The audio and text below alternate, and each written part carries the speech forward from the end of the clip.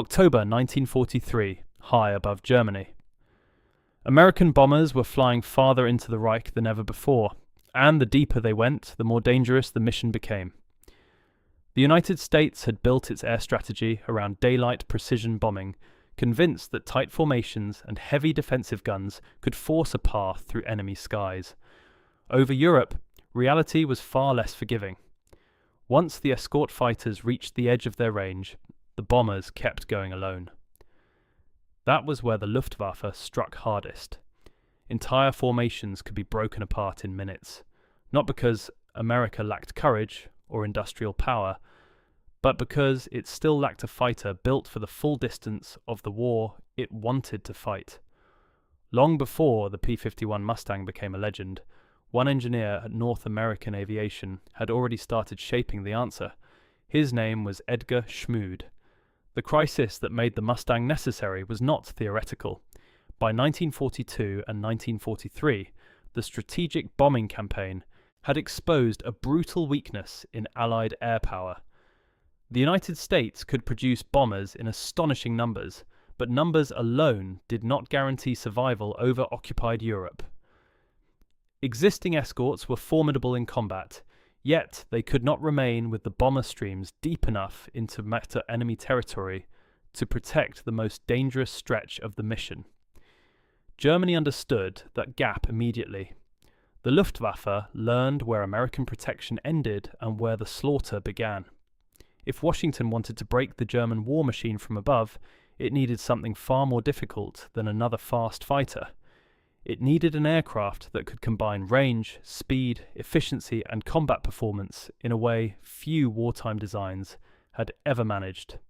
And in one of the war's great ironies, the aircraft that would eventually become the most famous American escort fighter did not begin as an American master plan at all. In 1940, as Britain fought for survival, the British Purchasing Commission approached North American Aviation expecting the company to build Curtiss P-40S under license. Instead, North American made a bold promise. Given the same urgency, it could deliver an entirely new fighter and a better one. It was a gamble that could have ended in delay, failure, or humiliation. But inside the company, Edgar Schmued was one of the men capable of turning that gamble into a machine history would never forget. Schmood was not the public face of the Mustang, which is exactly why his story fits the hidden architecture of victory. Born in Germany and trained in European aeronautics before emigrating to the United States, he brought with him a designer's instinct for aerodynamic cleanliness and disciplined efficiency. He understood that speed was not simply a matter of horsepower, it was the result of eliminating waste. Every careless contour, every drag penalty, every unnecessary compromise stole performance before a pilot ever touched the controls. That philosophy would shape the early Mustang from the beginning. A sleek fuselage, a carefully managed cooling system, and above all, a wing designed around a dangerous wartime idea. If drag could be reduced enough, the aircraft would not just fly faster, it would fly farther, conserve energy, and turn fuel into strategic reach. Before the Merlin engine transformed the P-51 into the icon remembered today, the foundation had already been laid inside the airframe itself. And that raises the question that still matters. When the Mustang finally became deadly over Europe, was its greatest advantage really the engine? Or had Edgar Schmued already built the winning machine before the world understood what it was looking at? In 1940, North American Aviation was given one of the most dangerous assignments in wartime aircraft development. Build a new fighter faster than common sense said it should be possible. The result was the NA-73X, the prototype that would become the Mustang. What made it remarkable was not a single miracle component, but the discipline of the entire design. The airframe was drawn with an unusually clean aerodynamic profile for its time, every major surface shaped to preserve efficiency at high speed, rather than merely survive production pressure. Yet the most discussed feature was always the wing. It was thinner and more refined than what many pilots and engineers had come to expect from rugged wartime fighters. built around airfoil research intended to delay the point at which airflow turned turbulent over large sections of the surface. In simple terms, the goal was not magic. The goal was to reduce drag where it mattered, especially in fast cruise and high-speed flight, so the aircraft could extract more performance from the power and fuel it carried. That idea has often been reduced to a myth that the Mustang's wing alone made it untouchable. The truth is more interesting. The wing was important, not because it was a miracle, but because it was part of a ruthless aerodynamic package designed with almost no wasted motion.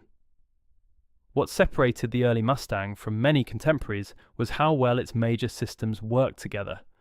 The fuselage was sleek, but just as important was the radiator installation beneath it. On paper, a ventral scoop looked like a drag penalty. In practice, the arrangement was engineered so effectively that the cooling system could recover part of the airflow's energy as it passed through, helping offset the cost that a conventional design would have imposed. Combined with the aircraft's clean lines and efficient wing profile, the result was an airframe that moved through the sky with far less resistance than many opponents expected. This is why the first Mustangs shocked British test pilots long before the aircraft became famous in American service. Even with the Allison engine, which performed poorly at higher altitudes compared to what the war would soon demand, the aircraft displayed exceptional speed at lower and medium altitudes, strong range potential, and a sense of aerodynamic refinement that was immediately obvious to experienced evaluators. It did not yet represent the final answer to the air war over Europe, but it already revealed something rare, a fighter whose shape was so efficient that its future potential was impossible to ignore. That is the part many simplified histories miss.